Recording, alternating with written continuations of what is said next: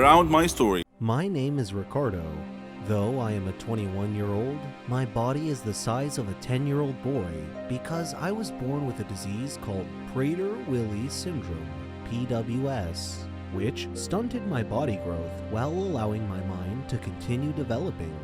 Most people would consider PWS to be a curse, but it was a gift for Dad and me because we took advantage of this situation. My story starts when Dad's company accused him of embezzlement and fired him.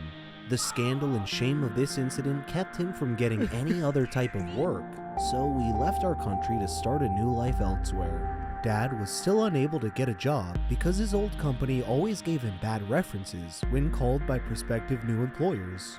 Dad was worried about our future, so he improvised and came up with a scheme to turn me into the goose that laid the golden egg. You see, children always bullied me due to my small body size.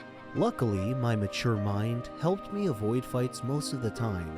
One day, Dad asked me if I wanted to become famous, and I said, sure. He told me that we needed a way to gain people's sympathy, and he explained his plan.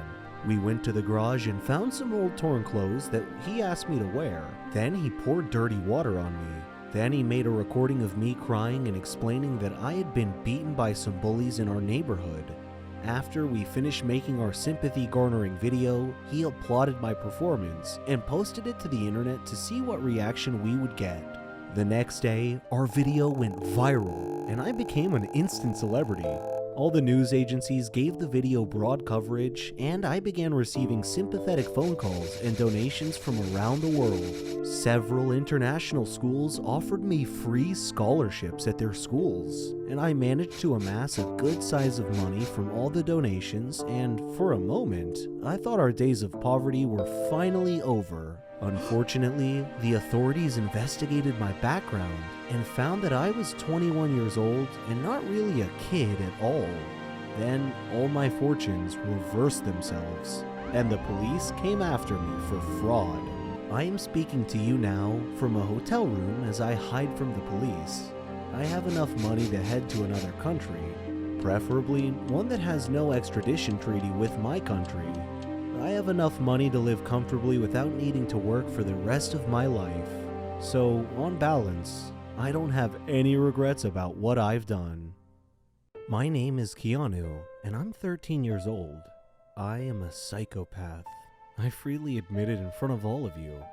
I attribute my sickness solely to my father, because any story about a cruel father pales in comparison to my father. He would abuse me physically, mentally, verbally, and emotionally in every given moment. He left no stone unturned in this regard. He would beat me into unconsciousness. He accused me of being the cause of my mother's death, who died during my childbirth. Whenever Dad had any problem at home, he would accuse me of being the cause of it. One time he even beat me at school when my teacher called him to school because I had beat up my classmate who had beaten me up first. I tried to explain to him, but he wouldn't listen, and he just beat me even more. One day, it was fun day at school, and everyone was supposed to invite their parents to visit the school for party and introduction activities. I chose not to invite my dad, so I was alone at the festivities. I felt envious of all my classmates for having loving parents to have fun with. My teacher noticed me alone, came over and offered to be my parent for the day. I was so happy. We had great fun together. Miss Linda had lost both her husband and her son in a plane crash, only she had survived. After fun day had passed, Miss Linda showed more interest in me. She would bring me sandwiches and spend time with me during breaks. I thought of her as my mom. When I succeeded in my final exams, she hugged me with tears of joy. I unconsciously said, "Thanks, Mom." I went home happy that day, but had to face my dad again. He asked me why I was late coming home, and I told him about having to pass my final exams. He didn't believe me though, and asked me to show him proof. Unfortunately, I had none, so he began kicking and punching me. There was a knock on the door. He tried to block me from opening the door, but I managed to open it. Miss Linda was standing there. She glanced at my bruises and bloody face and moved between me and my dad to protect me from further abuse. Dad snarled and threatened her with a beating if she didn't leave immediately.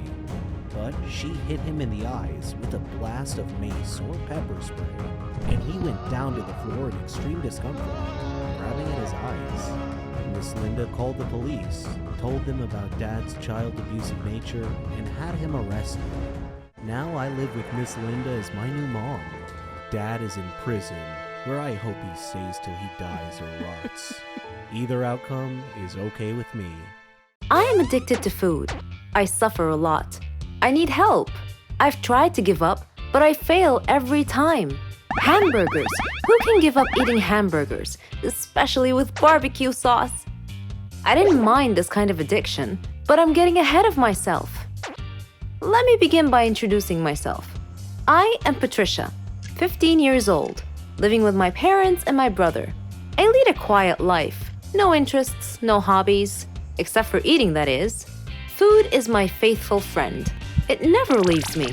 It is my partner, my soulmate. But having food as your soulmate has insidious side effects. A dark side, if you will. It denies me a healthy life, robs me of the energy to play, and causes me to sleep excessively. I would much rather stay at home with a bag of potato chips than go out and exercise. My soulmate ultimately betrayed me, though, last Thanksgiving at my granny's home. She lives in a state nearby. Granny was a clever doctor and an excellent cook at that. She could conjure up something really delicious. On that day, she had prepared barbecue turkey with nuts and other secret recipe ingredients. The taste was so great, as if it had descended from heaven itself. I felt like I was fighting a food war, and I had to win at all costs. I ate and ate and ate. I don't know why, but I just couldn't control myself. I attacked that turkey like it was the last on the planet. But every culinary war with a worthy adversary, such as the barbecued turkey, has its own unique type of casualties. Suddenly, I found myself unable to breathe. I fell to my knees and passed out. The turkey had won. I woke up later in the hospital, though, still clinging to an unfinished turkey leg. The doctor told me that I was gaining way too much weight. He said that I should be put on a diet. Diet? Man, how I hated that word. It hung over my head like the sword of Damocles. It meant depriving me of my passion, my reason for living. I considered eating vegetables in small amounts to be the worst form of cruel and unusual punishment, the worst form of torture imaginable. Imagine thinking of a wonderful, greasy, cheese-laden pizza with all the toppings and then suddenly opening your eyes to find a healthy green salad bowl. But I had reached a turning point in life. One day, my brother was playing on the street, while I was sitting at home gazing longingly at a tempting piece of cheesecake, just sitting there, taunting, daring me to eat it. I struggled mightily to resist the urge, but in the end I succumbed and wolfed it down like a starving animal. Shortly afterwards, I began feeling dizzy, but I was unable to call for help this time, and then I passed out again. I was taken to the hospital. While lying in the hospital bed, half conscious, I overheard the doctor say to someone, "She needs to stop eating or it will be the death of her." I thought to myself, whoa, death? So I made up my mind right then, right there. I resolved to fight a new war, a war against my appetite. On our way back home, I told my father that I wanted to see a nutritionist. He was delighted to hear that. Later, at the clinic, the doctor welcomed us in. She told me how to overcome my eating fetish. She gave me a strict diet regimen with a schedule full of healthy meals. I kept telling myself that winning this war was possible. I simply had to be patient and persevere. I stuck to the strict diet and did some physical workouts. My parents supported me wholeheartedly. I was enthusiastic. I can totally do this. A week passed quickly, and I eagerly visited the doctor to receive some good news. When the doctor weighed me and told me that my weight hadn't changed at all, I was crestfallen. She looked at me and asked me, how was this possible? I told her I didn't know, because I was following her diet thoroughly, though it did require a tremendous effort on my part. Another week passed, and again I went to the doctor. The results were the same. She said to me, "Patricia, are you sure you're following the diet I prescribed for you?" I said yes. She sat there wondering. Then she told me with a puzzled look on her face. It's odd, but your weight is increasing, not decreasing. This unexpected piece of news mystified me. Another week passed. No change. The doctor was nonplussed. I returned home with a dejected look on my face. My father asked me what was wrong. And when I told him, he laughed. Do you believe that? My father actually laughed at my predicament. I was furious. He gestured an apology with his hand and then told me that it was my own fault. I was puzzled. What are you talking about? He told me that I had been sleepwalking to the refrigerator every night and eating everything in sight. I was taken aback. I couldn't believe it. Stop acting like he didn't know it, he said. You must have been awake. I replied, no, father, I'm not acting. I was truly unaware that I've been sleepwalking and eating in my sleep. But now that we've finally solved the mystery of the increasing weight, we returned to the doctor with this new information and told her the situation. She laughed and told me that my discipline had denied my body the food it craved, but my brain had refused to cooperate and had overridden my will by urging me to eat in a subconscious state. She told me not to worry, though, that she could treat that. Armed with this knowledge and her support, and the support of my family, I felt that I could finally win this war. I am Brenda's child. Or at least I was.